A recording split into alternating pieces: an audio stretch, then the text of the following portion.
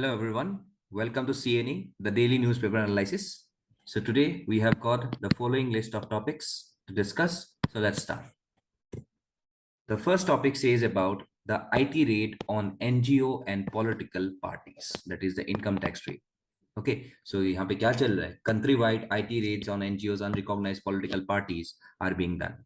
ठीक है, तो यहाँ पे जितना भी political parties है, okay, or this NGOs, okay, we can see that in our country, this respective elements are going with the accumulation of various amounts of black money directly transported from one place to the other, and which is very much used in some of the illicit activities.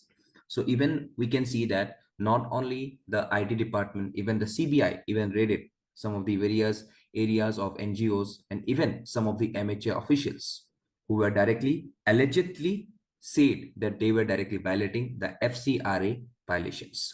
And what is FCRA? That is the Foreign Contributions Regulation Act of 2010. तो ये क्या बोलता है? So this FCRA was very much enacted during the time of emergency in 1976. मैं अगर history में चला जाऊं, ठीक है, इमरजेंसी में टाइम में ही ये डायरेक्टली एनेक्ट किया गया था. Amid the apprehensions that foreign powers were interfering in India's affairs by pumping some of the money into the country through independent organizations. These concerns were in fact even older. They had been expressed in parliament as early as around 1969. And the very aim of this FCRA was to sought to regulate foreign donations to individuals as well as associations, so that they could function in a manner very much consistent with the values of sovereign, democratic, and republic. So this act directly prohibits the receipt of foreign funds by candidates for elections, for journalists or newspaper agencies, even by the judges, government servants, member of legislatures, political parties, or even their office bearers. So today we could see that this Foreign Contribution Regulation Act, which was made and amended around 2010, it directly went on for various number of new guidelines. Okay, and these various guidelines are being designated in various provisions. Supposedly the designated FCRA accounts. If today all LGOs who are seeking foreign donations have to open a designated FCRA bank account at the SBI branch, and they can retain their existing FCRA account in any other bank, but it will have to be mandatorily linked to the SBI branch in the respective area. तो अभी यहाँ पे हम लोग क्या कर रहे हैं? We are directly going ahead with the integration of such number of bank accounts so that we could directly trace the money that is directly coming out from some of the foreign donations. Okay, even today if I go with the OCI or the PIOs, that is the overseas citizens of India as well as the person of Indian origins. So donations are given in the times in Indian rupees and by any foreign source, including the foreigners who are designated as PIO or the OCIs. Okay, because today if this OCIO as well as the PIO who does not hold Indian passports, they should be also be treated as some of the foreign contributions. Also, it very much requires an NGO to give an undertaking that the acceptance of foreign funds is not likely to prejudicially affect the sovereignty and integrity of India, or even impact some of the friendly relations with any foreign state which does not disrupt the communal harmony that is very much in this respective society. Okay, so though we have got a wide number of issues associated with this NCRA, okay, but still we could see that the registration of the people contributing to the respective agencies directly from the foreign countries is very much of important. After we can see that a many number of black money is directly getting parked in the NGOs as well as amongst the various political parties. Okay, so therefore the government even directly clarified, okay, the government directly clarified that though they have got various challenges to prevent the malpractices of even the NGOs and to prevent the diversion of the foreign funds, also preventing the possible diversion of the funds in any of the banned systems, we could directly see that there needs to be a proper analysis as well as an audit of the actual expenditure incurred by the respective political party as well as the NGO. Okay, तो इसीलिए हम लोग अभी rate पे rate करते जा रहे हैं, तो हम लोग सब देखेंगे कि एफसीआरए के अंदर सब लोग आते हैं या नहीं. Okay, and if this is not going with respective to this FCRA, then we can directly punish such number of NGOs as well as political parties. Okay, तो ये था about a decision about the raid that is today going on around NGOs and political parties. चलो next पे आते हैं PM Shri. ठीक है, so ये जो PM Shri है, that is says about the Prime Minister's, we can say about the Prime Minister's Schools for Rising India, that is PM Shri जो लिखा गया है, prime minister schools for rising India. ठीक है, यहाँ पे स्कूल्स मतलब जैसे तुम लोग बोलोगे कि सर यहाँ पे एज क्या है, तो एज का ये है जैसे एस स्कूल से, एच भी स्कूल से ही लिया गया है। ठीक है, और बाकी राइजिंग इंडिया, तो PM schools for rising India. So on the occasions of the teachers day, that is 5th September, we can see that the Prime Minister directly announced this initiative, which is known as PM Shri, that is PM Schools for Rising India. And it will be a laboratory for the new national education policy. And under the first phase, some around 14,500 schools will be upgraded, okay, in this respective case. So we all know about this Teachers Day and why it is directly celebrated. तो उसके मैं इतना नहीं जाऊंगा, लेकिन बस एक मैं ब्रीफ में बता दूंगा कि this Teachers Day celebrated every year since 1962 on September 5 to recognize and celebrate the works of educators, including teachers, researchers, and professors in India. And we all know that the Teachers Day is very much of celebrated on the very remembrance of our second president as well as the first vice president of India, who was known as Dr. Sarvapalli Radhakrishnan. Okay, so because iska bhi ek history hai, Dr. Sarvapalli Radhakrishnan was very much asked by some of the students who sought permission from him to celebrate his birthday. However, he did not approve any fancy celebration, but rather requested the day to be observed as Teachers Day. Okay, so therefore we could see, though he is a very great man. Okay, also he have got various notable works, to wo bhi dekh lena. Jaise like you can see about the philosophy of Rabindranath Tagore was directly written by him. The Hindu view of life, okay, Kalki or the future of civilization, okay, an idealistic view of life, okay, India and China, Gautam Buddha, all these novels are some of the noble works of this respective man who is known as Dr. S. Sarvapalli Radhakrishnan. Okay, so we can see that what do you know about this very thing which is known as PM Shri. आज हम लोग देखते हैं कि like if I see about this PM Shri, ये क्या है? It is a centrally sponsored scheme for upgradation and development of more than 14,500 schools across the country. And what it aims for? It aims for strengthening the selected existing schools from amongst the school managed by the central government, state government, UT government, or various number of local bodies.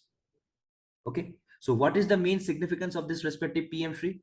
So it will showcase all components of the National Education Policy 2020, and it will act as an exemplar schools and also offer mentorship to other schools in their vicinity. So the aim of these schools will not only be qualitative teaching, learning, and some of the cognitive development, but also creating some of the holistic as well as well-rounded individuals equipped with key 21st century skills. Okay, also we'll look after the various pedagogy matlab kya hai? The way of teaching. Okay, so also we'll be going around the pedagogy that is very much adapted in the schools, which will be more experimental, holistic, integrated, as well as inquiry driven, discovery oriented, learner centered, flexible, as well as enjoyable. So focus will be on achieving the proficiency in learning outcome of every child in every grade. Okay, और lastly हम लोग क्या करेंगे? Assessment करेंगे, because assessment at all levels is very much necessary to know about the hereabouts of this child. Okay, so this assessment will be very much based on what? The conceptual understanding and application of the knowledge to real life situations. And this will be very much of competency based. So today we are seeing that we have got lack of infrastructures. So through this very scheme, we are even equipping the respective school institutions with various number of modern infrastructures, including labs, smart classrooms, libraries, sports equipments, art room, etc., which may be very much of inclusive and accessible to everyone reading on those respective schools. So therefore, today we could directly see even that these schools which are directly aimed, that is the 14,500 schools, these schools shall also be developed as also green schools, with water conservation, waste recycling, energy efficient infrastructure, and integration of organic lifestyle in the curriculum. तो यहाँ पे हम लोग का बहुत ज्यादा we have directly focused on these respective schools so that we could even build the schools amongst the green schools of the country. ठीक है, तो ये एक पीएम श्री है which main respective aim और इसका मेन जो बेसिक मोटो है is to strengthen the selected existing school from among every school that has been selected and also to directly showcast the exemplar schools in various forms, be it in mentorship, be it in respective learning.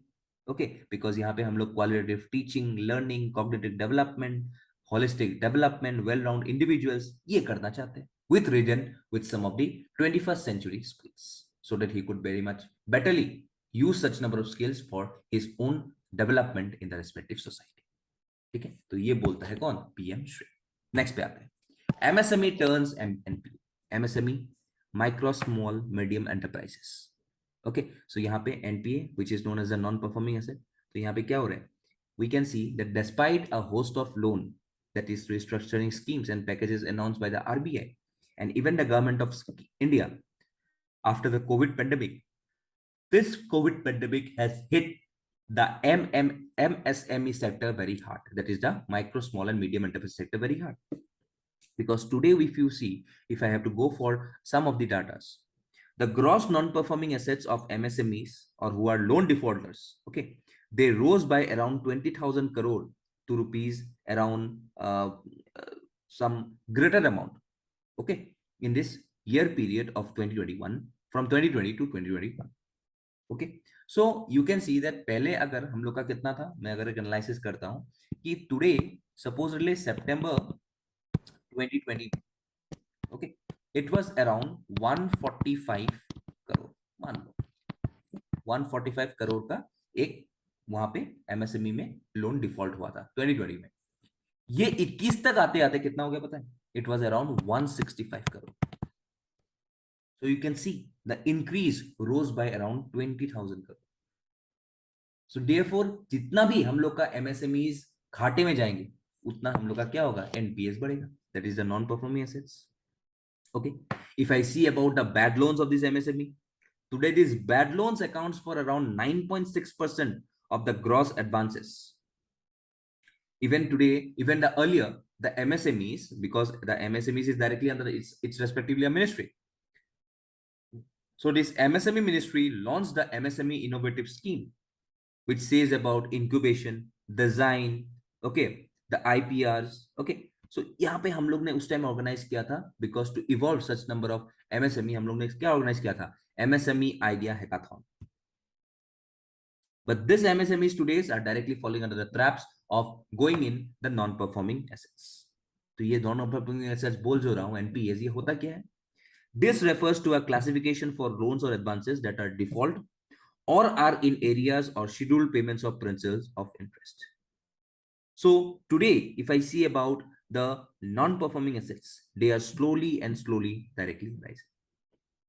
Okay. So in most of the cases, the debt that is classified as non-performing when the loan payments may have not been made for a minimum period of 90 days. 90 days से अगर पे नहीं किया गया है, then we can see that this is directly going to be a non-performing assets. So we have seen that in these sectors of MSME, okay, which is directly fed with the pandemic effects, thousands of MSMEs either shut down or became sick after the government announced a nationwide strict lockdown. Okay, and because of this, we could see that even after the RBI announced for loan restructuring schemes for the MSMEs, still the net worth of loan that has been taken by the respective MSMEs before the pandemics is still not yet returned. Okay, so today we should directly goes with various number of restructuring of this sector, of these loans that are given to this sector, and even granting some of the emergency credit line guarantee schemes, which will provide some of the lakhs and crores of rupees to these unsecured loans to MSMEs and businesses. Also, the structuring schemes and packages did not benefit thousands of units which were already in default. So to make them very much eligible, today we could see that we should go for various number of financial stability managements.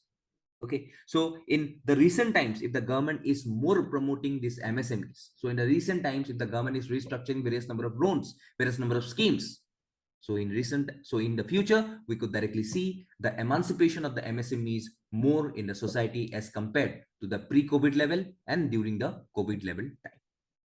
Okay, so therefore, ये एक news in transition है, that is about, we can see that how the government could help out these MSMEs directly to not turn into an NPA, that is a non-performing assets. Okay, next पे आते हैं, CBDC to help cross-border transactions. Okay, तो CBDC क्या है? Central bank digital currency. Okay, यहाँ पे लिखा गया है सेंट्रल बैंक डिजिटल करेंसी, देख सकते हो. Okay, so if I say about this CBDC, क्या होता है? It is a digital form of fiat currency which can be transacted using wallets backed by blockchain and is regulated by the central bank. And it is considered amongst the legal tender issued by a central bank in digital form. तो मैंने जो बोला ये fiat currency, ये क्या होता है? Fiat money क्या होता है? तो fiat money is a government issued currency that is not backed by commodities such as gold. So fiat money gives central banks greater control over the economy because they can control how much money is printed. Okay, so यहाँ पे directly fiat money क्या होता है? जहाँ पे gold का backing नहीं रहता है. So therefore CBDC is also a digital form of currency. Okay, where you can see that it is not even you can see that this fiat monies. Okay, it is directly not regulated, and therefore we can see that fiat money gives central banks greater control over the economy because the money, how much to be printed, is directly fixed by the respective authority. Okay, so though the concept of CBDC was directly inspired by bitcoins, but it is different from decentralized virtual currencies and crypto assets, which are not issued by the state and lack the legal tender status. So today, why do we need the CBDCs? So the main cause of this requirement of the CBDCs is to address the malpractices, addressing the volatility. Okay, that is the volatility of the demand and supply. Okay, also we go for a digital currency proxy war. Okay, today if you see, a sovereign digital rupee is not just a matter of financial innovation, but the need to push back against the inevitable proxy war which threatens our national and financial security. Also, this CBDCs reduces the dependency on dollar. Because today we see, if the digital rupee provides an opportunity for India to establish the dominance of digital rupee as a superior currency for trade, thereby reducing the dependency on dollar. Also, an advent of private currency, because if these private currencies gain recognition, national currencies with limited convertibility are likely to come under some kind of threat. So therefore, the CBDCs have got a lot many number of significance. It will reduce the cost of currency management. Okay, it will reduce the cost of printing, transporting, storing paper currency. Okay, it will also minimize the damage to the public. It does not require a third party or a bank. Okay, it reduces dependency on cash. It would also be possibly lead to a more robust, efficient, trusted, regulated, and legal tender-based opinion. But still, we have got various issues associated with this CBDCs. Because the scope of CBDC, the underlying technology, the validation mechanism, and distribution architecture are some of the key issues where RBI is directly in examining such number of CBDCs. Also, legal changes would be very much necessary as the current provisions have been made keeping in mind the currency in physical form under the Reserve Bank of India Act. Also, consequential amendments has to be done in FEMA, that is the Foreign Exchange Management Act, and even in the IT Act of 2000. Okay, or also one more thing is there, issue is there, is that sudden flight of money from a bank under stress is another point of concern.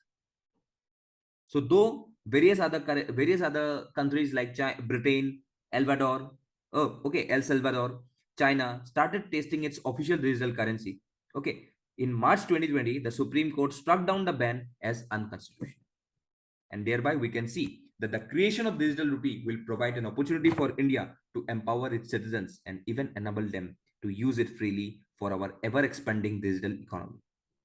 And looking into this impact on macroeconomy and liquidity, the banking systems and money markets is very much of imperative of the policymakers to thoroughly consider the prospects of digital rupee in India. Okay तो इसीलिए यहाँ पे बोला गया है because it will directly cut the cost of even the cross border transaction. आज मेरे को अगर कुछ चीज अफगानिस्तान में भेजना है, आज मेरे को अगर कुछ चीज ईरान में भेजना है, वहां पे पेमेंट करना है, then I can directly use this CBDC to directly make use of such number of transaction. Okay तो ये था सीबीडीसी के बारे में। ब्रैडर फॉर कोल पेंस, तो ये क्या है? It's directly saying about the emission meeting standards. तो यहाँ पे क्या हो रहा है कि like this Center for Science and Economic, Center for Science and Environment, sorry, not economic, Center for Science and Environment, that is a Delhi-based non-profit organization, is directly released a statement that जो 61% of the coal-based power plants है, it is directly located near to the million plus population cities, which have already meet their emission standards by December 2022. but अभी क्या हो रहा है? अभी इसको बढ़ा के क्या कर दिए हम लोग 2025। तो जो हम लोग को एमिशन स्टैंडर्ड्स 2022 तक हम लोग को खत्म करना था, ओके, उसको हम लोग को मीट करना था, तो आज हम लोग को इसको एक्सटेंड करके हम लोग ने डेडलाइन क्या कर दिया? Deadline for fixing pollution is around 2025। Okay so what is this? तो initially the ministry of environment, forest and climate change had in 2015 set new emission norms and fixed a deadline to meet it. But India initially has set a target of 2017, a deadline. Okay उसको निकाल के हम लोग ने 2022 किया, लेकिन अभी फिर से एक्सटेंड कर दिया अबाउट 2025। ओके सो देयरफॉर यहाँ पे जो पावर प्लांट्स है जो एमिट करते हैं, okay, the deadly gases be the sulphur dioxide, nitrogen oxide, mercury, जो भी है, so today we can see that there are three categorization of the respective power plants. Category A में कौन सा आता है? The power plants which have to meet the target and which are located within 10 kilometer radius of the NCR or a city is having a million plus population. Okay, category B and C में कौन सा आता है? Category B and C में वो वाले आते हैं which are located in within a 10 kilometer radius in a critically polluted areas or non-attainment cities directly fall under this category B. Okay, so therefore we can see that category B C में वो critically जो consider करते हैं कि वो बहुत ज्यादा polluted जगह है, वो जगह को हम लोग consider करते हैं. So even if I analyze the major defaulters of this respective 2022 वाला जो डिफॉल्ट किए थे, ओके, यहाँ पे महाराष्ट्र है, तमिलनाडु है, मध्य प्रदेश है, छत्तीसगढ़ है, आंध्र प्रदेश है, ठीक है, even some of these states like Assam, okay, except for Assam, none of the other states have among this 17 will 100% comply with the stipulated deadlines. तो असम का थोड़ा रिकॉर्ड सही है in terms of what the coal production, क्योंकि क्या है असम में इतना डायरेक्टली हम लोग इंडस्ट्री चलाते नहीं है, we do not have got a good number of industries which can create a good number of pollution. Okay, so therefore we could see that Assam छोड़ के बाकी सबका we have got the records who have not yet met with the deadlines. Okay, so therefore today we directly see about the pollution and its respective effects. Supposedly if I tell about the SO2, okay, we know that the largest source of SO2 is directly the atmosphere is the burning of the fossil fuels. Okay, industrial process से होता है. Okay, then if I see about the exposure in the Indian case, so India's sulfur dioxide emissions record a significant decline of around 6% in 2019 compared to 2018. But slowly and slowly we could see that however India remained the largest emitter of SO2 because it has not been remained in some of the inspected period. इसका जो equalization amount है which can release it into the atmosphere, this is slowly and slowly rising. So today if I see about the air quality sub-index, which involved 8 pollutants, be it the PM10, PM2.5, NO2, SO2, COO3, NH3 and PB. Okay, so यहाँ पे हम लोग को ये जो जितने भी pollutants है, this pollutants needs to be controlled at a very faster rate to directly make our country very much of pollution free by around 2025, जो इन लोग का अभी deadline है. Okay, so this is the thing associated with the border for coal plants draw anguish. Okay, next पे आते हैं. The evolving role of CSR in funding NGOs. तो इसमें क्या है? ये directly बोल रहे हैं about the corporate social responsibilities. ठीक है? तो when I say about the corporate social responsibility, in general it can be referred to as corporate initiative to access and take responsibility for the company's effect on the environment and impact on social welfare. Simple सी भाषा में. Okay, क्या बोला मैंने?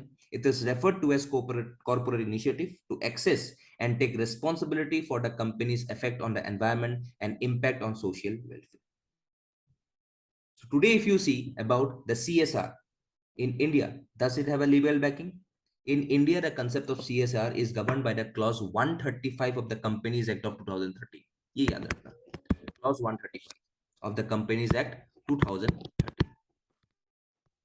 And India is the first country in the world to mandate the CSR spending, along with a framework to identify the potential CSR activities.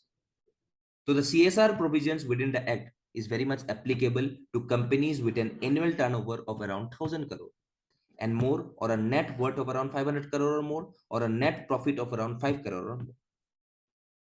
So therefore, today, if you see about the activities that are undertaken by a company under the CSR, क्या होता है?